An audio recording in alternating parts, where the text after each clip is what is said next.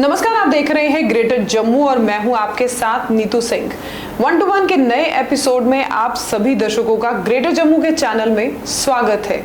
आजकल की अगर बात करें तो जिस तरह से एडवांसमेंट हमारी जिंदगी में बढ़ती चली जा रही है, ऐसे में जो एक अहम रोल हमारी जिंदगी में रहता है शादी को लेकर आजकल बड़े सारे ऐसे किस्से सामने आ रहे हैं जहां पर ना सिर्फ महिलाएं बल्कि लड़के भी जो हैं इसको जूझ रहे हैं। मैं बात कर रही हूं डोमेस्टिक वायलेंस की।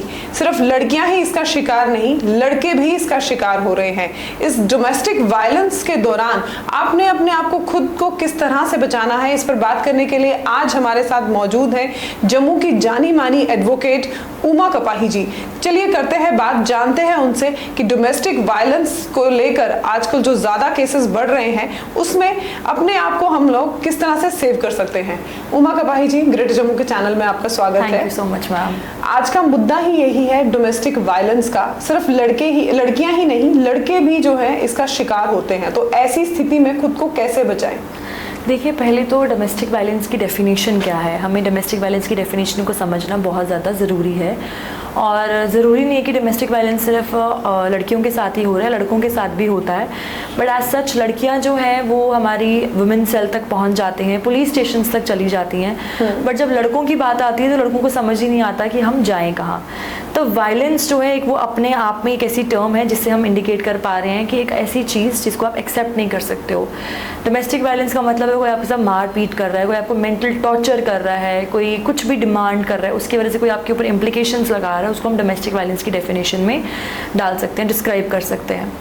इसके बाद अगर हम बात करें जो डोमेस्टिक वायलेंस है जैसे लड़कों के साथ है, वो भी हो रहा है आज की जैसे टेक्नोलॉजी बढ़ रही है, मॉडर्नाइजेशन बढ़ रही है, हर चीज़ बढ़ रही है, तो वैसे ही हमारा एक्ट्स जो हैं डोमेस्टिक वायलेंस का भी बढ़ता जा रहा है। अगर हम बात करें मॉडर्न ज़माने की तो जैसे पहले ज़माने में बोलते थे कि पति हमारा देवता है, बट कुछ लड़कियां जो है इसको टर्मिनोलॉजी को अच्छे से एक्सेप्ट भी नहीं कर पाती हैं।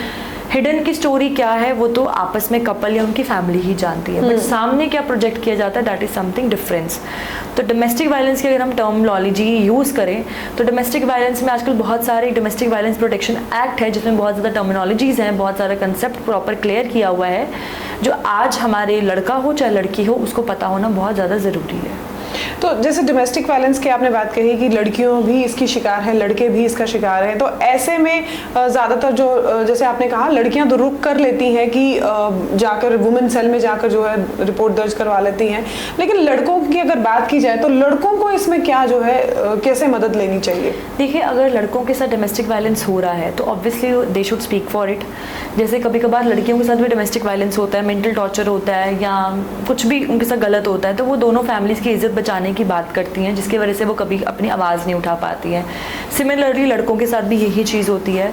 बट अगर एक टाइम आता है आपकी लाइफ में जब आपसे चीज़ें आउट ऑफ कंट्रोल हो जाती हैं, आप बोलते हो कि अब that is the end, we can't, मतलब अब हम टॉलरेट नहीं कर सकते, इस सिचुएशन में you have your police stations, you have your social welfare departments, and आप वैसे उनके पास जाके अप्रोच कर सकते हैं, अपने एडवोकेट्स को हायर कर सकते हैं, एडवोकेट से डिस्कस करके अपना केस जो है आप अपने कोर्ट में चला सकते हैं।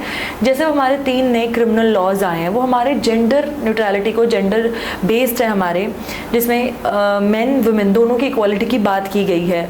कुछ ऐसे प्रोविजंस है जिसमें औरतों को ही सिर्फ फोकस किया जाता था, बट हालांकि जैसे ही वो जून के बाद इम्प्लीमेंट होंगे तो आहिस्ता आहिस्ता उसमें हमारे जो है जेंडर इक्वालिटी भी है, जेंडर प्रमोशन भी किया गया है उसमें, और उसमें दोनों जेंडर्स को रख कर ही लॉज बनाए गए हैं। तो अब बात की जाती है मेंटेनेंस की। क्या डोमेस्टिक वायलेंस के तहत हम मेंटेनेंस चार्ज कर सकते हैं?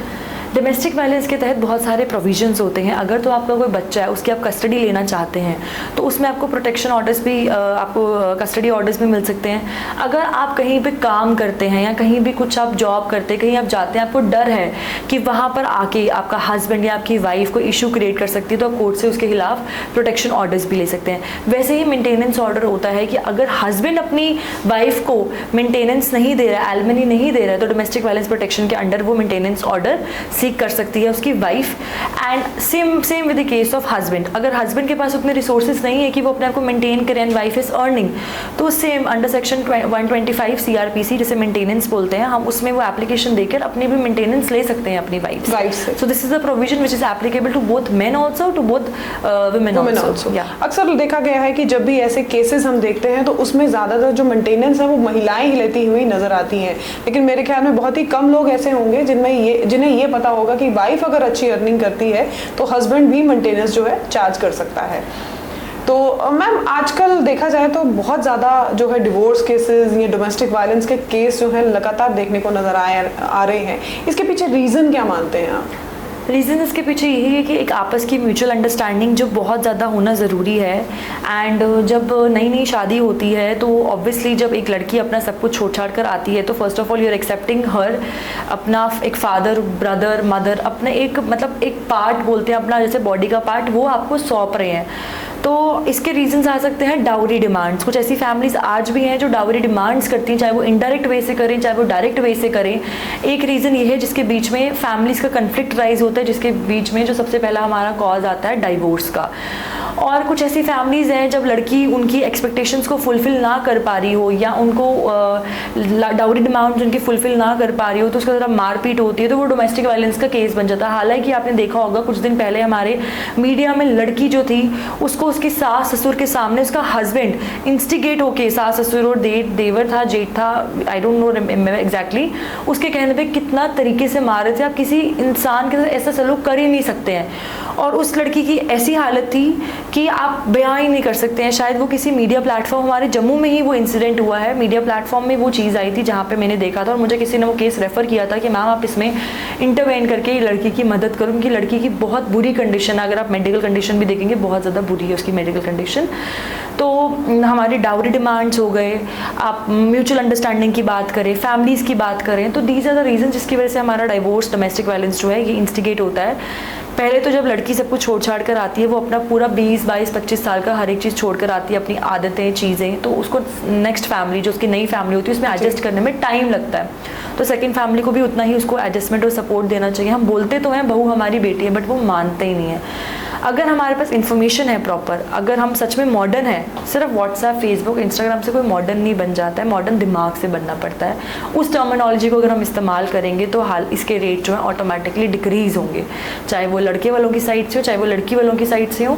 और मेरा मानना यही है कि it's very easy to end a relationship, but उस रिलेशनशिप में रहकर उसके मतलब प्रोज एंड कॉन्स को जानकर उसमें इन्वेस्ट कर उसको एक फ्रूटफुल तरीके से लाना इट्स वेरी डिफिकल्ट। तो ये आपकी लाइफ एक बहुत बड़ी चुनौती होती है। घर तोड़ना बड़ा आसान है, जोड़ना बड़ा मुश्किल है। तो एडजस्टमेंट्स करके, थोड़े अंडरस्टैंडिंग्स रख के, मिसअंडरस्टैंडिंग्स को दूर रखकर कोशिश यही करी जाए कि घर जोड़े जाएँ, तोड़े ना जाए।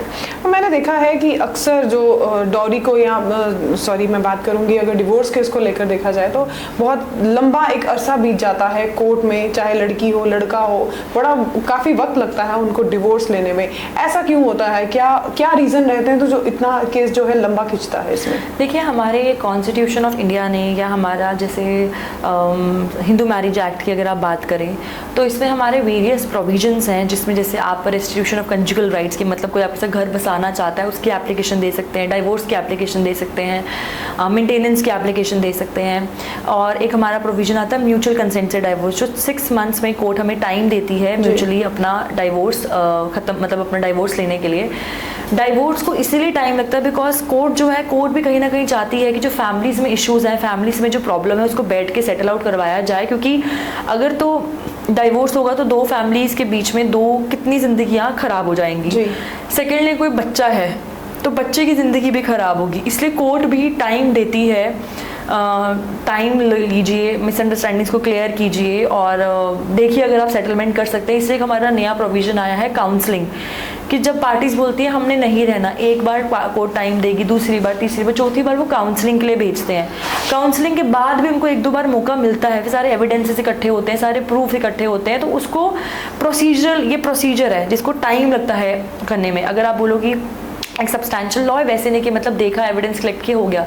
ये प्रोसीजरल लॉ है, ये फैमिलीज़ की बात होती है, इसलिए कोर्ट भी थोड़ा सा टाइम लेती हैं, फैमिलीज़ को भी टाइम देती हैं, और जो इन सब चीज़ों से गुजर रहे होते हैं लड़का लड़की, उनको भी टाइम देती हैं कि चीज़ें समझने का, कि फैमिलीज़ का तो कुछ नहीं, सारे अपने अपने कामों पे चले जाएंगे, सब they will be happy, but दो लोगों की ज़िंदगी जो है वो मेन फोकस पे ख़राब होती है। तो टाइम जो है कोर्ट भी देना चाहती है कि आप अपने मैटर सॉल्व करिए। Divorce is not a solution to the problem.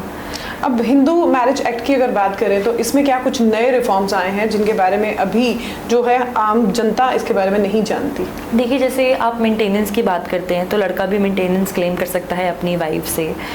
अगर आप बात करते हैं डोमेस्टिक वायलेंस की, तो डोमेस्टिक वायलेंस जो है वो लड़कों के साथ भी हो रहा है। तो डोमेस्टिक वायलेंस एक्ट जैसे वुमेन पे एप्लीकेबल होता है, तो obviously that is applicable to the men also, जिसकी हमने क्लियर इंडिकेशंस नहीं दी हैं। बट अगर हम देखा जाए तो वही प्रोटेक्शन ऑर्डर्स, वही रेजिडेंस ऑर्डर्स, एवरीथिंग। कभी कभार क्या होता है कि मैंने एक आधा केस ऐसा भी देखा है जिसमें लड़का अपनी फैमिली से सेपरेटेड अपने घर पर रहता है एंड वाइफ उसकी वहाँ रहती है, बट वाइफ उसको बोलती है कि go and live with your parents. ये मेरे पास एक केस आया था जिसमें लड़का अपने पेरेंट्स के पास चला जाता है, जबकि उसने बहुत सारी गलतियां की होती हैं, वो चला जाता है, बट वाइफ ने उसके खिलाफ रेजिडेंस ऑर्डर्स लिए हैं कि ये मेरा घर है, मैंने बनाया है, मैं यहाँ रहूँगी, तुम्हें जहाँ रहना है तुम रहो। तो ऐसे केस में अगर कुछ आपको लगता है कि आपकी वाइफ आपके साथ ऐसा कर रही है, या आपका जो आपका पार्टनर है, हस्बैंड आपके साथ ऐसा कर रहा है, तो आप उसके लिए रेजिडेंस ऑर्डर्स भी ले सकते हैं कि आपके पास हक है उसके घर पर रहने का, अगर आपके पास कहीं जगह नहीं है रहने की। एंड इसमें आप हमारा एक आता है कि एक एप्लीकेशन दी जा सकती है हमारी CGM को, चीफ जुडिशियल मजिस्ट्रेट को, या किसी भी मजिस्ट्रेट को, जिसमें आप ये बोल सकते हैं कि मुझे प्रोटेक्शन ऑर्डर चाहिए, कि मुझे डर है कि मेरे ससुराल वाले या कोई भी मुझे मारपीट करेगा, कुछ भी करेगा।